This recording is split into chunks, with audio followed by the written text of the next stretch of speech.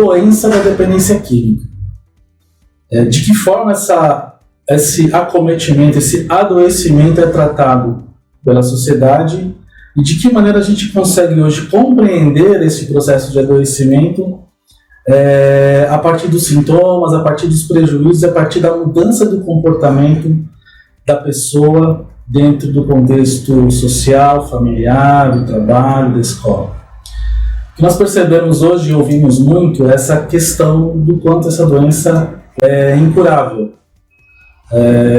E percebemos dificuldade das pessoas compreenderem essa questão do ser incurável ou ter cura, o que seria essa cura, de que forma cada irmandade ou profissional ou a própria sociedade, o senso comum, trabalha com essa questão. Primeiro, você quando está doente e apresenta sintomas e critérios diagnósticos para se constatar a presença de uma doença, você segue também uma questão médica, científica, que vai estudar o comportamento e analisar a história e como está a saúde da pessoa no seu dia a dia. Então, tanto o DSM-4 como o CID-10 trabalham com critérios diagnósticos para detectar a presença ou não da doença chamada dependência química. A dependência é o estágio final de um processo progressivo. Uso experimental, um uso mais constante, o início do abuso, né, no uso dessa substância, e aí, posteriormente, o processo ou a instalação da doença propriamente dita. Progressiva nesse sentido, ela inicia apresentando uma determinada frequência no uso da substância e aos poucos esse uso vai progressivamente aumentando e consequentemente trazendo um maior agravamento para a vida da pessoa. Então, a progressividade se compreende desta forma. Se você não trata a doença, se você não cuida da doença, ela pode ser fatal. Por quê? O dependente ele se envolve em situações de violência, vai estar inserido em ambientes muito mais propensos a algum tipo de problema de ordem física, de agressão. Você pode se envolver em uma briga, você pode se envolver em um acidente de trânsito, você pode se envolver em uma situação com um traficante, enfim. A violência, o problema da pessoa pode levá-lo à fatalidade, mas também ela pode ter um problema físico. Eu atendi um paciente que chegou para mim num processo já avançado de problema hepático e com dificuldade enorme para interromper o uso da bebida alcoólica. Passadas 2 semanas foi internado com pancreatite e veio a falecer, ou seja, ele faleceu devido ao uso, devido à dependência química do álcool. Então, quanto mais a pessoa vai usando, mais grave vai ficando o seu caso. Também pessoas que acabam, muitas vezes, sendo presas, né, devido ao envolvimento com tráfico, roubos, pequenos delitos, pessoas que acabam tendo um adoecimento mental, desenvolvem alguma doença psiquiátrica, alguma patologia psiquiátrica que o torna improdutivo para a sociedade.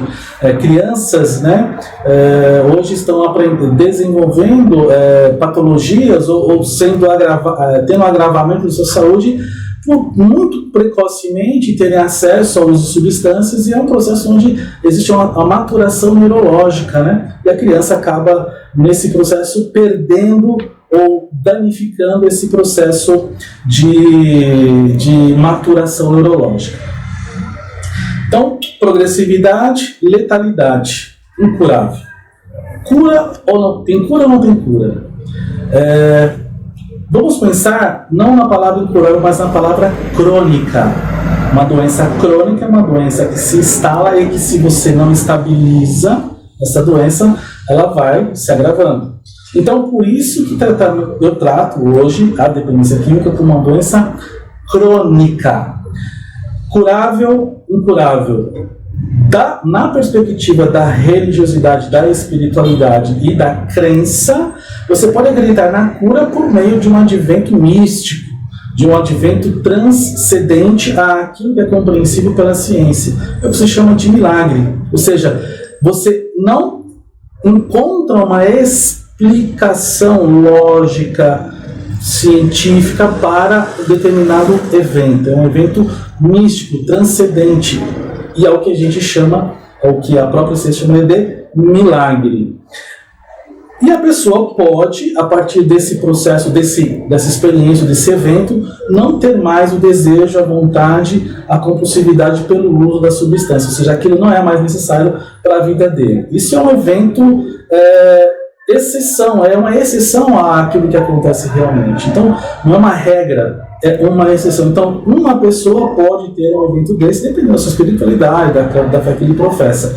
E também a partir de um tratamento, de um acompanhamento médico, de um processo constante de mudança, e ter psicoterapia, acompanhamento psiquiátrico, a pessoa pode, num dado momento, encontrar a causa ou a razão pela qual ele buscava aquela substância para saciar, até mesmo para compensar esta angústia, essa ausência, essa falta. Então, muitas vezes, a pessoa encontrando essa razão, essa causa, ela consegue estabilizar o uso e mantendo-se sóbria, mantendo-se afastada do uso da substância, porque aquela substância, em tese, não mais terá necessidade de acontecer, porque ela já resolveu, ou consegue de uma outra forma resolver o seu problema.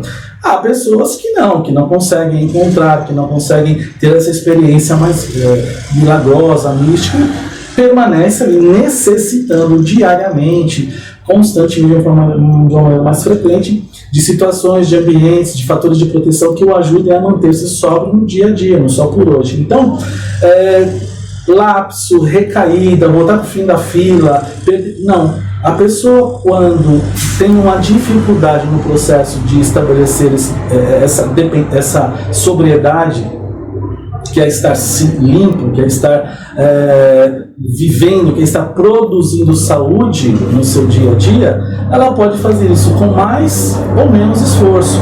A pessoa pode produzir isso acreditando realmente numa cura, ou simplesmente conseguindo dizer não todos os dias àquela experiência, aquela situação, aquela substância que pode levá-lo a um processo de voltar a usar a droga. Enfim, dependência química, então, é uma doença crônica, progressiva, e se não tratada pode ser fatal. Temos que desmistificar, tirar de cima desse processo, desse problema, o preconceito e trabalhar a partir de conceitos mais humanos e observando a integralidade do ser humano. Complexo, com informações que podem ser, de alguma forma, melhor trabalhadas. Mas a recuperação tem jeito, só por hoje podemos construir uma vida melhor àqueles que têm o problema do uso, o abuso e a dependência da substância psicoativa, seja ela o álcool, seja ela as drogas. Ok? Então, até o próximo vídeo no nosso canal aqui do programa Tocando em Frente, que vai ao ar todos os sábados às 19 horas pela rádio 9 de julho. Grande abraço a todos vocês e interajam conosco, um monte de dúvidas, críticas, sugestões, pautas, para a gente poder bater este papo diretamente com vocês, tá ok? Então, é isso. Até mais. Tchau, tchau. Um grande abraço.